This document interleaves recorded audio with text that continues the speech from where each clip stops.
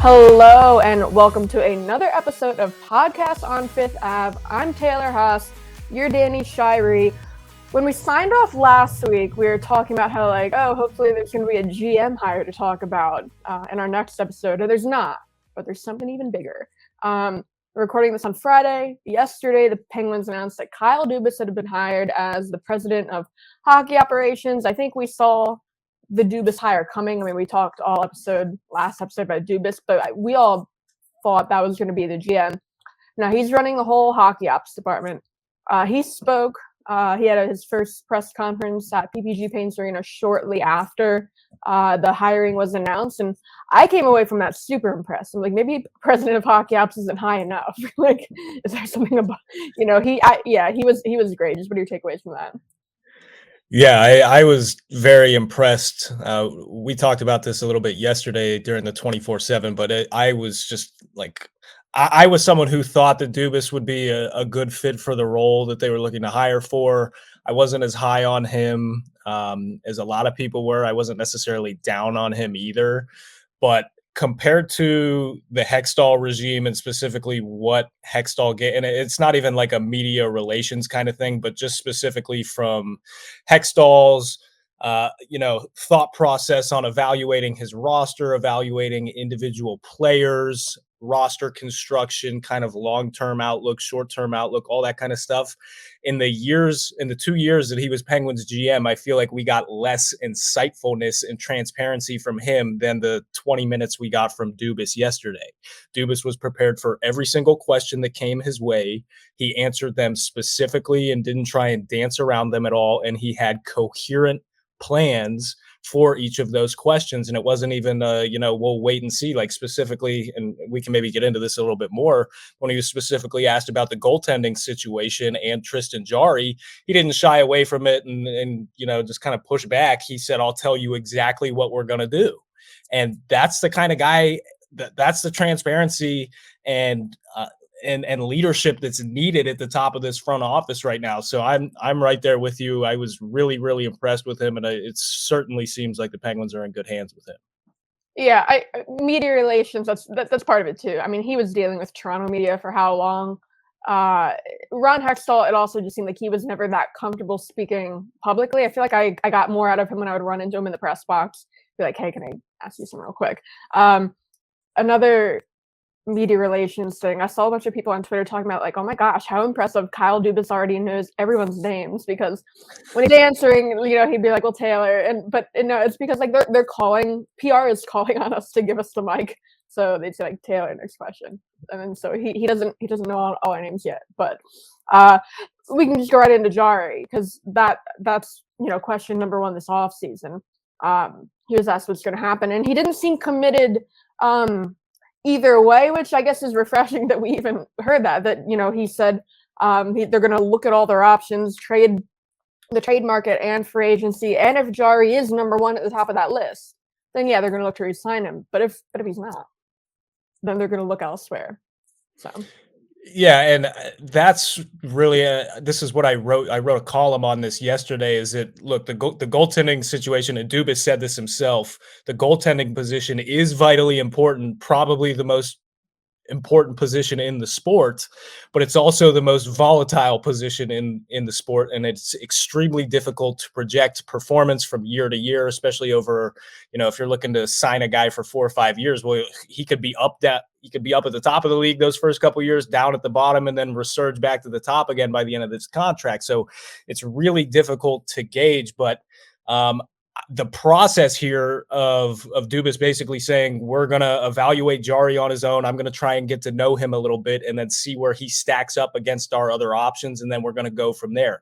That's the process that they need to take here, because while this decision is probably going to have pretty big implications on whether or not this Crosby core can actually compete again for another Stanley Cup before they all go off into retirement, it's going to be interesting to see.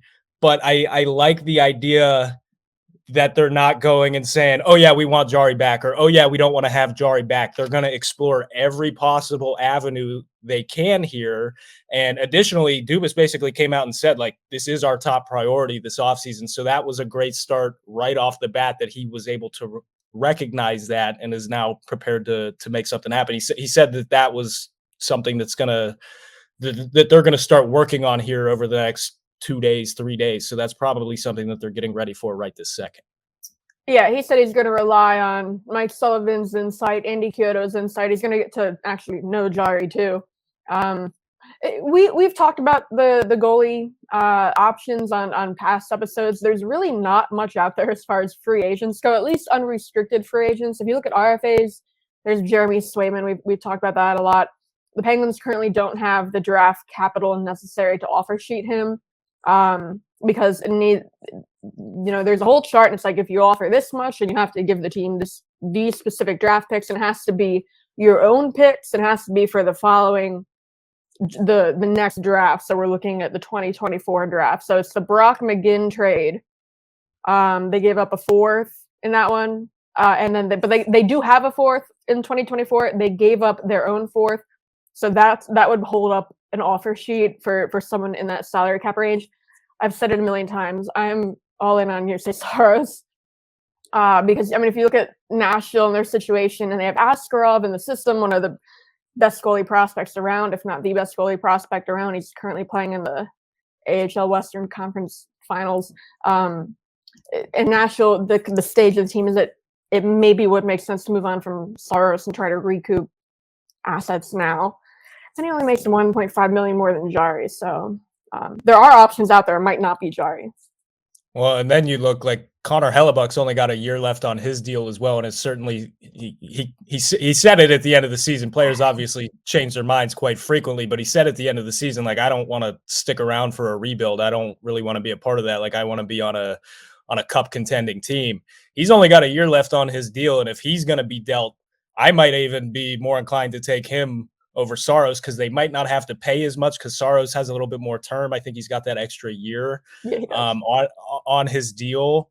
So again, I nobody wants to hear it, but if we're talking about a legitimate competitive window for these Penguins, it's got to be this season. If they're going to make another run at a cup, it's got to be next season. So Hellebuck's only got another year on his deal. They might not have to handcuff themselves as much, whether it be shipping out trade assets or, extending a guy or having to worry about it, because they can just get Hellebuck in there for that 1 year that they're going to go all in on it. And then they can look elsewhere and kind of recalibrate after next season ends. Yeah, and we should have talked about this first, but winning now is still the focus. Dubas made that pretty clear. I asked him if he thinks the window is still open, and if so, like, what needs to happen. He said, they need to add depth, but yeah. But he said when it started becoming public that he was talking to the Penguins, he heard from a lot of skeptics who said, like, oh, their window's closed, and he said, I'm gonna. You look at Mike Sullivan, Crosby, Malkin, Letang, I'm going to choose to bet on them. And he used the term supplement the greatness that those guys bring. So the focus is winning now. That doesn't mean they're going to necessarily continue to mortgage the future, maybe to the levels that they have in the past. Because another thing Dubas talked a lot about was, the next wave and wanting to, because, the core is going to retire soon. Prospect pool is pretty shallow, and he kept saying he wants to reduce the gap in time between this current wave of greatness and the next one. So that's going to be the big challenge moving forward, is balancing those two separate goals. I will be interested to see how that plays out, because I believe him. I believe that that's what he wants to do and what he's going to try to do.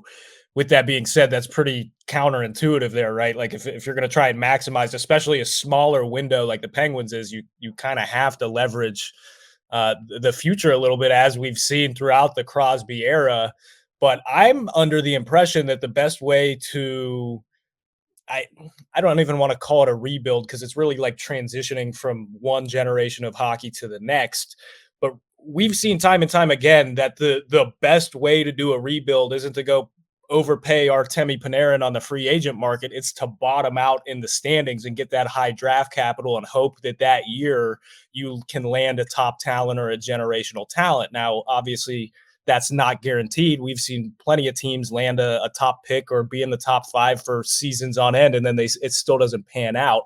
But I'll be interested to see how Dubas really wants, and this is years down the line at this point. Maybe not, who knows? But let's just assume it's at least 2-3 seasons out. I'll be really interested to see, because by that point, the Penguins probably won't have bottomed out if they're going to continue to try winning here in this next little stretch. So how is he going to retool and kind of minimize that gap, like he said, without bottoming out? Yeah. It's a lot of decisions coming up. We're going to take a break. When we come back, we're going to keep talking about Dubas. We're going to talk about ownership a little too, so stay with us. All right, we are back. So the Penguins, the GM search is ongoing, but the search that replaced the president of hockey ops took a little under 2 months. And I know fans were getting very, very frustrated, at least last couple days, last week. I'm reading comments on social, on our site, commenting like, oh, if Dubas, isn't, jumping at the opportunity, because he was taking some time to think about it, then like move on from him. A lot of frustration. These last 2 days, we learned a little bit more about just how that process went, and it sounds like it actually moved pretty quickly, and that they were just very thorough. I mean, something Fenway Sports Management co-head Dave Beeston said Thursday is like, we didn't want to do it quickly, we wanted to do it right.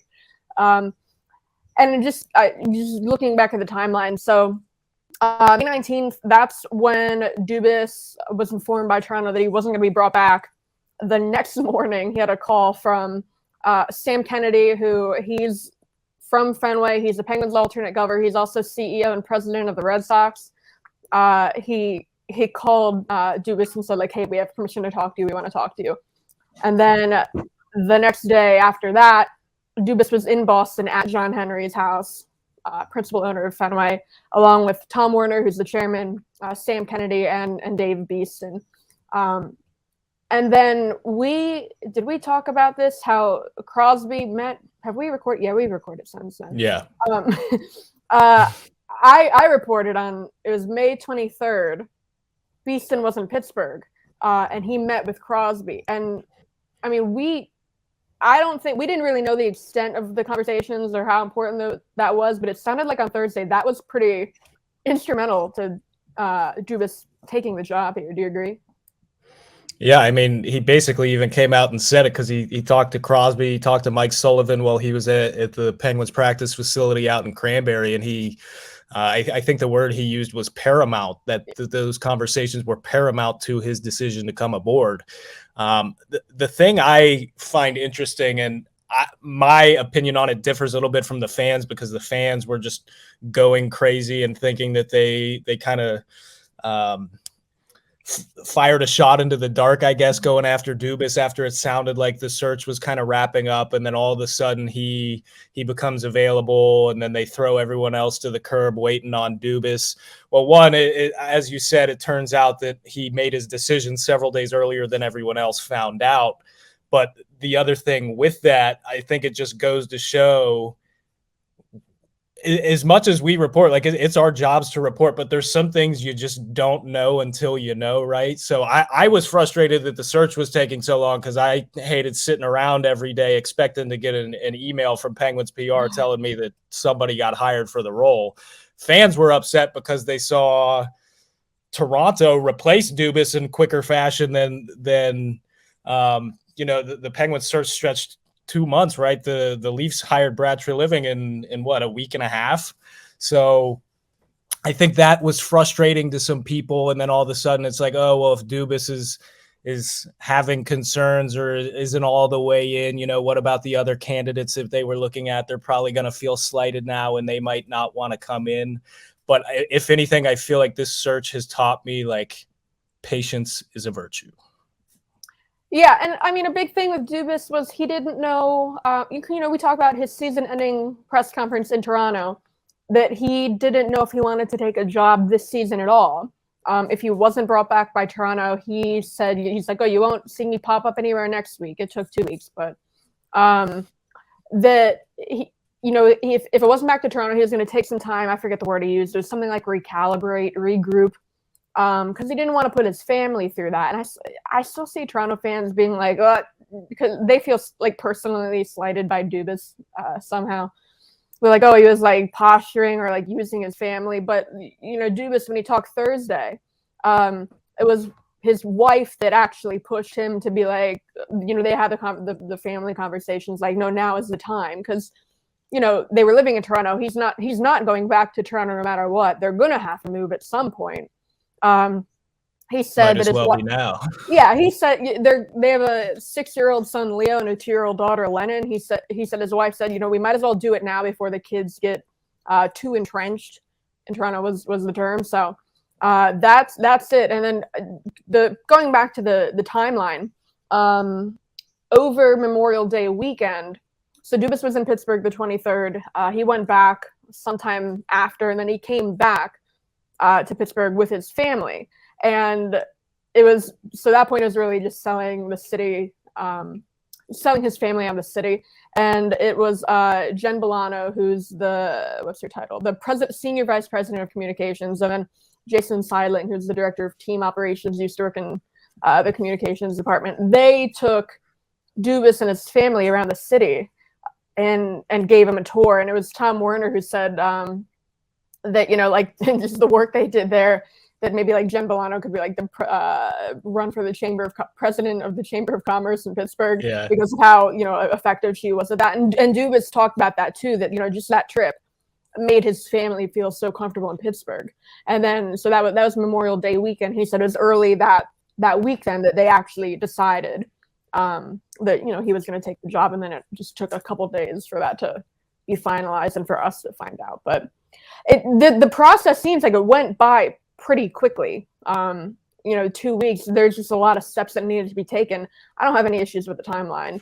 It just seems like they're being very thorough. Yeah, that's really all you can ask for too. I mean, you see a lot of the names that have been thrown up for the GM openings around the league, and it's like, you know, not saying they're all the worst in the world, but some of those guys, it's like, are they really any different than half the other general managers in the league right now? Are they gonna? The Penguins are in a very, very interesting and unique situation where they need somebody who's going to be a little bit outside the box and forward thinking. And I know we could get into this too, but Dubas kind of addressed the whole I'm an analytics guy thing yesterday. And he was like, look, like I grew up in a hockey rink and I learned that I can use this data and information to help optimize my decisions, but it's not like I'm sitting there, you know, making all my decisions and evaluations looking at a spreadsheet, which of course I would hope so. You work in an NHL front office. Anyway, aside from that, it feels like for what the Penguins are trying to do, I don't know if assertiveness is the right word, maybe just his leadership in general and some of his personality traits just really makes me think that he's the right guy. And because the search was so thorough and they had all these different voices that they talked to, and they still landed on Dubas and wanted to throw the farm at him. I'm struggling to find many reasons or, you know, narratives as to why this wouldn't be a good hire. It's really just shaping up to be a slam dunk right now. The one thing I will say, I know a lot of people are still concerned about, like, oh, who's going to be the GM? Like, are they naming a GM? What's going to happen with all that? Dubas made it pretty clear that they are going to hire a GM at some point, but that's not coming anytime soon. He basically said it's probably going to go into July before he ends up hiring someone. Well, guess what? In the meantime, before that happens, we've got the draft. We've got the start of free agency. So Dubas is going to be the one calling the shots and making these big decisions here. But even after that general manager is hired, I'm under the impression that Dubas is still the guy. It kind of seems like they've just kind of moved the chain of command up a little bit. So the new GM might technically be an AGM under Dubas, but they're going to have the elevated title and role with it because they are, you know, looking for a promotion from a different team where they were an AGM or something like that. But I am under the impression, and I know some people have been concerned about this, well, what if the GM and blah, blah, blah, blah, blah. Dubas said that he would like to bring somebody in who maybe supplements his skill set. Yeah, that supplements his skill set with something that he's maybe not the greatest at, whatever that may be, salary cap, who knows. But he wants to bring in somebody who can maybe cover up one of his shortcomings, for lack of a better term. But Dubas he's going to be the guy. He's calling the shots. Yeah, people have asked about because the July 1st deadline mention. That doesn't mean he's just going to sit on his thumbs for the next month. The reason is, if you're going to hire a GM, it's probably someone who's currently an assistant with another team, which means you have to get permission from their team to even speak to them. So you're looking at, there might be some who are on expiring contracts, and then in that case, they would expire July 1st. But even if they're not, this time of year, if teams don't want to let, like maybe their assistant GM go because, they're often very involved in, the draft preparations or going into free agency. So that's really, that's it. You just kind of have to wait until those things pass if you want to get, all the candidates possible and really conduct a wide search.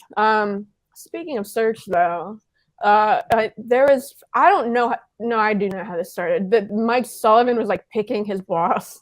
And the way I don't even think anyone like reported this and it was like a fake report. It was like just fans, I think, misunderstanding things. So the Penguins fired Hextall, and they're talking about, the transition process between this GM and the current GM. There's still stuff that needs to be done. I mean, they re-signed Alex Nylander in that time. There's, preparations for other stuff and like that. They said that like Mike Sullivan is going to be assisting that group. And it was like Wilkes-Barre's GM, Eric Keesley, and all that. And for some reason, fans read that. They're like, Mike Sullivan is assisting in the GM search. Mike Sullivan's picking his own boss.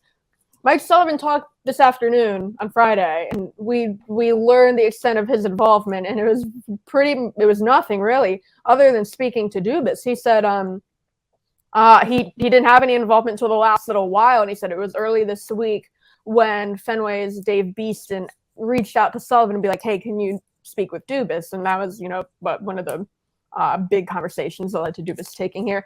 So Sullivan, he talked about, those conversations a little bit.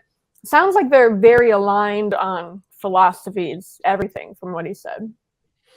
Yeah, he did say that he didn't have, the most in-depth conversations with Dubas about, what kind of players do we need to bring in, what brand of hockey do we want to play. But he definitely, I think the term or phrase he used was that we share a lot of the same ideas, right? So that's a big thing, because Hextall and Sullivan, they said that they were on the same page, but the on-ice results and the transactions that were made to supplement those players did not line up whatsoever. I mean, all respect to Jan Rutta is a third pairing guy. He does not strike me as the kind of defenseman that Mike Sullivan would be necessarily all that inclined to go after. But that also goes back, because we hear all the time from fans about, oh yeah, Sully decided he didn't like this one guy, so he had him traded.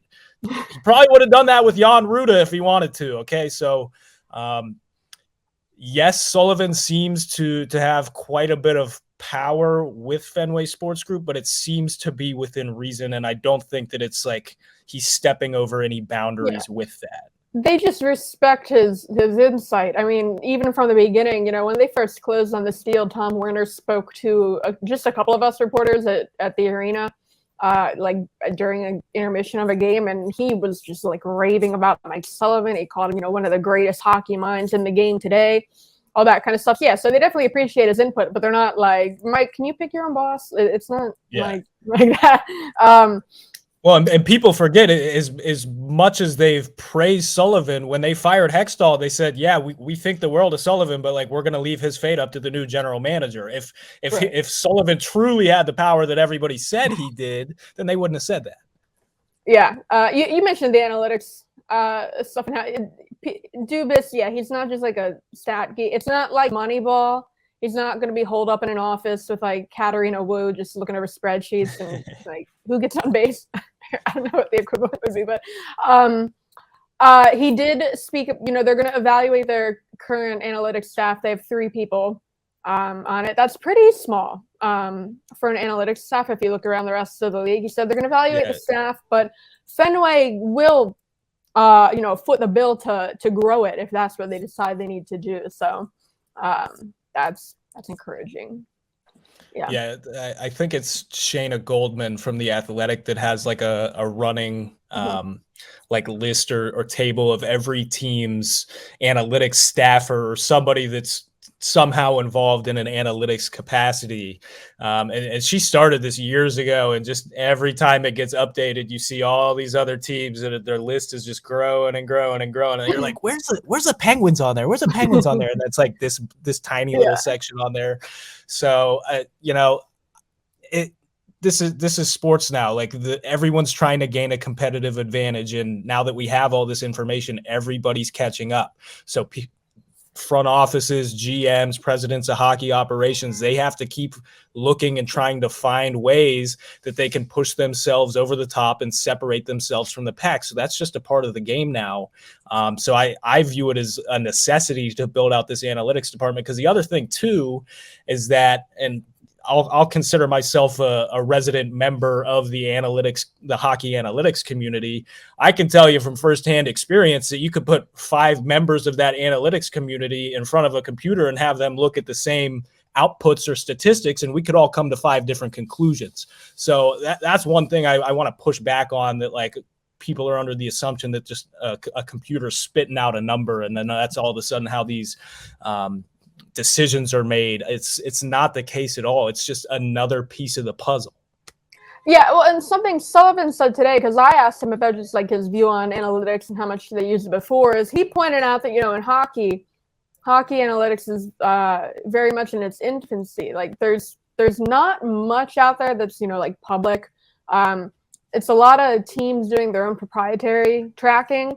And something Sullivan said is like every team is doing this to some degree, but because it's still in its infancy, you don't know what you're tracking. There's no like universal accepted, like rule book of like, this is what's important, this is not. It's teams kind of figuring it out themselves. And he said, so what sets you apart is when you have someone that actually has the experience, like knows what to do with it and what actually matters and what doesn't. And that's something Dubas brings to the table. So that's, maybe if he hires a GM, it's not someone like an Eric Tolsky who's kind of in the same boat, and maybe it's a former player, maybe it is someone like Darge. So we'll have to wait and see. We're going to take a break. We're going to come back. We're going to talk about trophies. So stay with us. All right, and we're back. Back when we were waiting for this GM search to wrap up. We do columns, our opinions on general NHL stuff a lot. I wrote one. Now, this is something I've done before. Back when years ago on the site, we used to have these things called talking points. It was like you put up like a paragraph or two and then like a question, and then it was just to lead to a discussion in the comments. So the one I did whenever we had these talking points, which was like 3 years ago, was like, should the NHL rename the conference championship trophies that they give out to the 2 teams that make it to the cup final? Because you look at other trophies, like the individual awards. It's like, okay, they just recently in 2010 they renamed the Lester B. Pearson after Ted Lindsay. Ted Lindsay actually played the game. Lester B. Pearson was a prime minister. Sure, he's a great prime minister. Terrible airport. But like that should be the name of a trophy. And so that was it. So the current names in the West, it's the Clarence Campbell Bowl, and then in the East it's the Prince of Wales Trophy.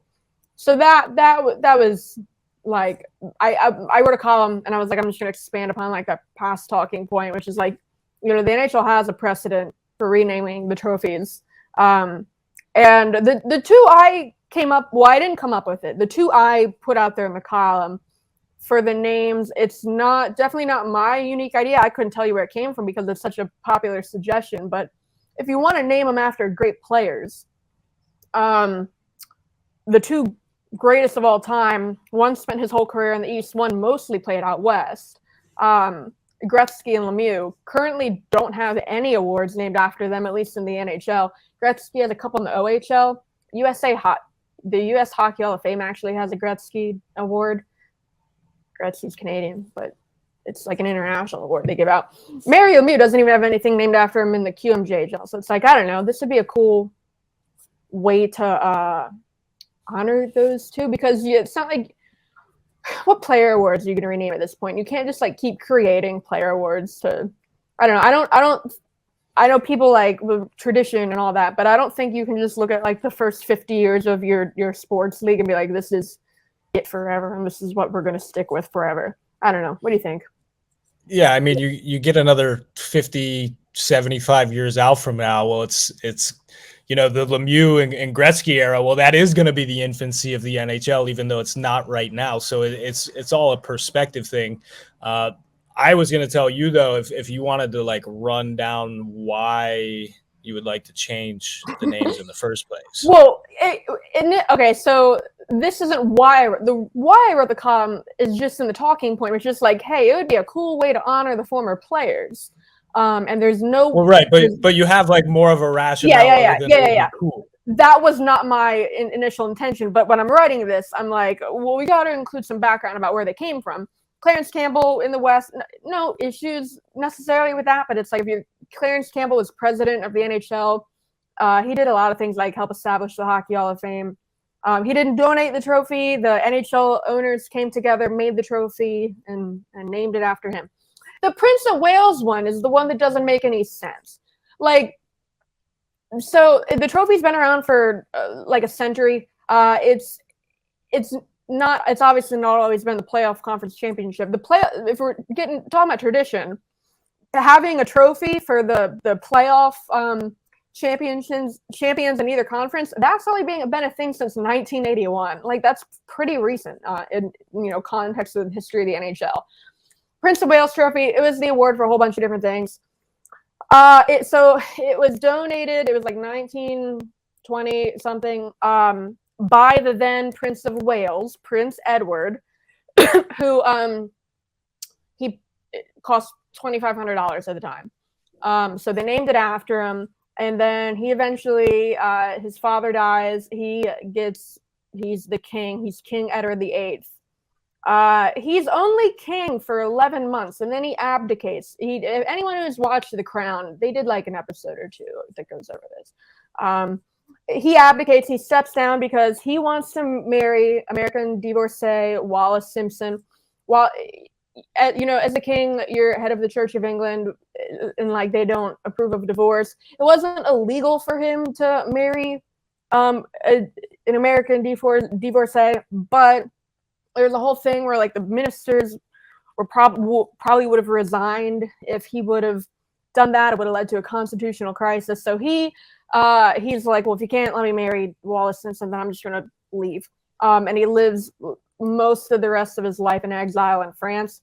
So then there's this whole World War II thing going on. But before we get to that, Hitler was already in charge, and he goes to Germany and like meets Nazi Germany and meets Hitler, and is like Hitler saluting him and all this, and Hitler saw him as an ally. And the story, there's actually like telegrams like intercepted from Germany at the time that was like, if the Germans had won the war, like they wanted to keep Edward close because they saw him as an ally. They wanted to like restore him as king because right now his brother's king, Queen Elizabeth's dad. And so Edward is not a great guy. I don't know why we'd be beholden to him as the name of the trophy for a century, because he ponied up $2,500 a century ago. There's the Nazi stuff. He abdicated the throne. He walked away from his people after 11 months, but we can't walk away from the name of the trophy. And also, it's just stupid. So when that came out, when the trophy initially came around, it's mostly a Canadian league. Canada's in the British Commonwealth. We're not. Florida's not in the Commonwealth. And most of the league is American. The Prince of Wales is not a title that means anything to us. So even if you want to be like, okay, well, it's not, Edward specifically that the trophy is named after, and it's just the title. Why is there a mostly American league with an award named after a British royal? I don't know. Well, as you were saying. Well, here's my thing with it.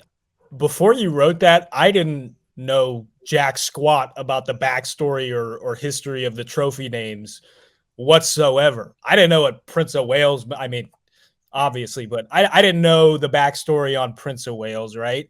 I don't know anything about why these trophies are named what they are. And I guarantee you it's the same for 90% of the NHL fan base, 95%, Well, before maybe you even continue, more.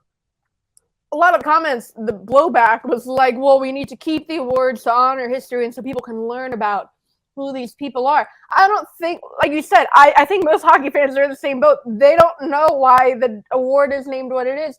I feel like a lot of hockey fans probably also don't know who Clarence Campbell is, even though he had something to do with the league. No one's like, trophy name. Let me spend a lot of time on Wikipedia. I feel like a lot of hockey fans don't care that much, but as you were. Right. I mean, what even history are we trying to uphold there? It's not like every time the trophy's presented, it's like, okay, now we're going to take 7 minutes to commemorate what this fine fellow did for the National Hockey League. No. Okay, look, I think it's stupid.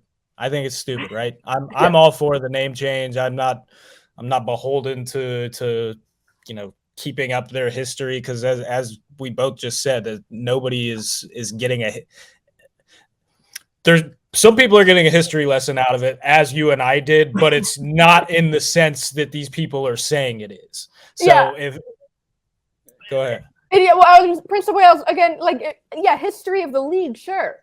Like, you look at the other trophy names. If you want to talk about tradition, tradition of the league, not tradition of Lester B. Pearson, who didn't have anything to do with the NHL, or the Prince of Wales was nothing to do with the NHL. Tradition to me would be naming, they renamed the Pearson after Ted Lindsay, especially knowing, that it's the NHLPA voted on an award, the players vote on it, and Ted Lindsay helped found the NHLPA. That's history to me. And they only made that change in 2010. So I'm not saying like we got to rename all the trophies and we got to get rid of tradition, but I feel like there's a better way to honor tradition than what they're doing right now, which is really not tradition of the league at all, at least in the East. No doubt. And because of the precedent that's been set, you can't all of a sudden go, oh, well, they never changed anything. You can't do that. Like, they have done it, and they did it a long time ago. So I don't think that should be a reason that's holding them back now. Yeah, well, and again, like tradition, it's only been the postseason award since 1981. Before that, they would give the regular season award.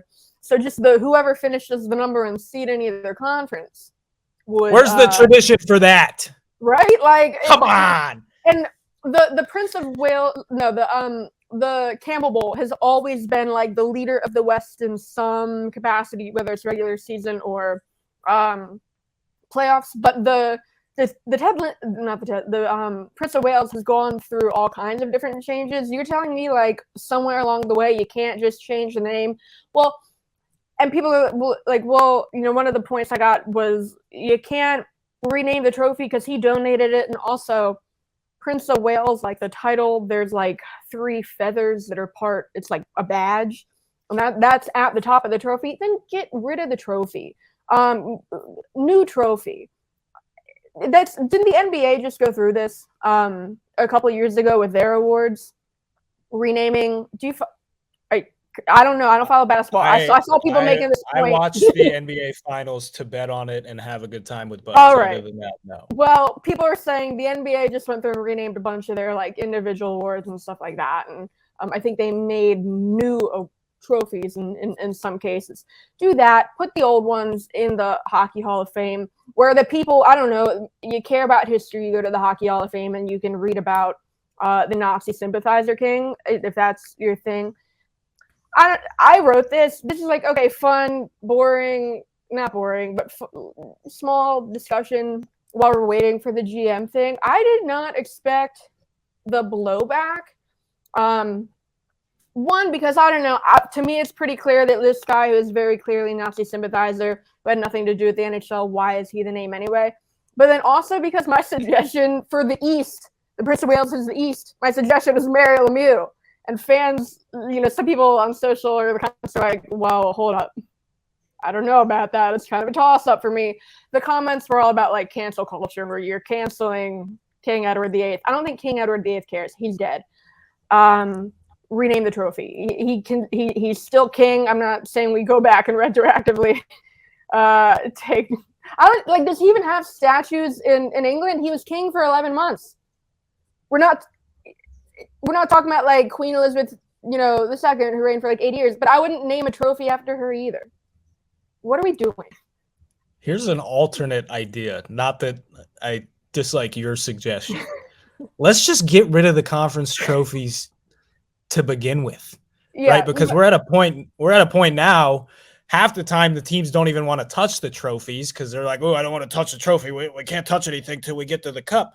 But here's the other thing: I kind of view it as if you're a fan, right, and your team makes it to the Stanley Cup final before Game 1, are you going to go out and buy a bunch of gear and hats and T-shirts and sweatshirts that say Florida Panthers, Eastern Conference champions? No, because you guess what? If they win it, you're going to go out and buy the Stanley Cup champions merch. Then you're never going to ever touch the conference champion stuff. Well, guess what? If you lose, you're not going to want to wear the conference champion stuff because it's just going to remind you of what could have been.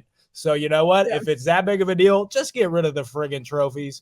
That I'm not opposed to that either. And if teams want to put up banners for that kind of thing, they can. Teams can do whatever they want with the banners anyway. You look at like the Capitals who put up regular season Eastern Conference champions. Teams can celebrate whatever individual awards they want. What was the banner that the Predators put up in Bridgestone Arena that everybody still clowns them for? Was it not the same thing? Was it not like Western regular season? Like no, I don't think it, because like that's relatively normal for teams to like put up a banner, like especially if you're not I was gonna say it's not common for the storied franchises or the franchises that have accomplished something, but for teams like the Predators, I think it's a little more commonplace for them to put up like a conference championship banner. But I could have sworn it was like way more ridiculous than just a conference championship banner. I could be wrong, but I feel like I specifically remember the Predators getting clowned for hanging a banner that was like, really? You really putting that up? So it was 2018. They were the West. I guess it would have had to be. Oh yeah, it was Western Conference. Yeah, no, it is regular season Western Conference champions. It is. Oh, okay. Because they won. The reason they were really getting clowned. So they won the President's Trophy. So they won. They raised 3 banners this year for a year when they just made it to the final. The year after they made it to the final. They didn't even make it to the final this year. This is the year after they lost to the Penguins in the final. They raised the President's Trophy, and then to the one side there's Central Division champions, and then on the right there's Western Conference champions, but in teeny tiny font it says regular season. But I don't know why, because if you were the President's Trophy, you're also the Western Conference. So yeah, it doesn't make any sense.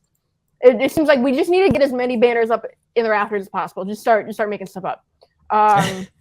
So yeah, I mean, yeah, that would make sense. Teams can raise the banners they want, but like another comment I was getting is like, we can't erase history. I have all these great memories of Mario Lemieux skating around holding the Prince of Wales trophy, and we can't erase that. No one's erasing that. No one's like, what is that, Men in Black?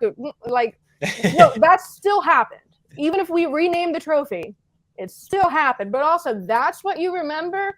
That, you should have asked that person. You should have asked that person if the league expanding and gaining more teams tarnished that memory. Yeah, things change. Anyway, either rename the trophies or get rid of them. Abolish them. Abolish them. I don't know. Just such a silly discussion. But that's it for this week. Thanks for listening. If you're new here, we drop episodes every Saturday. Wherever you listen to podcasts, Spotify, Apple, Google. If you want to watch it, we're on YouTube too. It's the DK Pittsburgh Sports Penguins YouTube. So if you subscribe there, you won't miss an episode. We also do live streams. We did one, Thursday, where you can like get in and ask questions and stuff like that. So subscribe so you don't miss any of those. But thanks again for listening, and we hope you'll join us next week.